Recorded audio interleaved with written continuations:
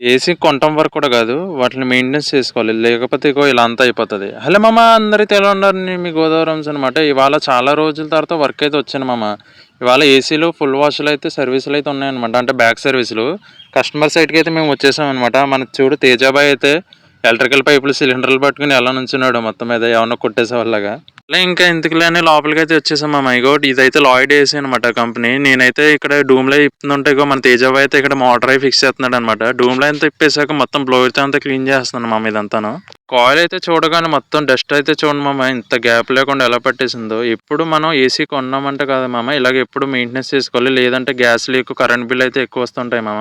సరే మన రమేష్ బాయ్ అయితే ఇక్కడ లోపల ఇండోర్ సర్వీస్ అయితే చేస్తున్నాడు అనమాట. తర్వాత చూడండి మామ ఎంత క్లీన్‌గా ఎంత బాగుందో. బిఫోర్ ఆఫ్టర్‌కి తేడా చూడండి మామ. కాయిల్ అంతా ఎప్పుడు ఇలా ఉండాలి మామ కాయిల్ అయితే. సరే కదా అని నేను అయితే అవుట్‌డోర్ దగ్గరికి వచ్చి ఇక అవుట్‌డోర్ అయితే సర్వీస్ చేస్తున్నాను మొత్తానికి. నేను పైకి వెళ్ళి అవుట్‌డోర్ అక్కడ వెళ్ళి సర్వీస్ చేసుకుంటుంటే ఈడు హాయిగా మంచం మీద కూర్చొని ఫోన్ నొక్కుంటున్నాడు చూడండి. ఇంక ఈయన్ని ఏం అనలేం కానీ ఇగో మన రమేష్ బాయ్ అయితే ఇండోర్ అంతా బిగించేసి ఆన్ చేసాడు అనమాట మొత్తానికి.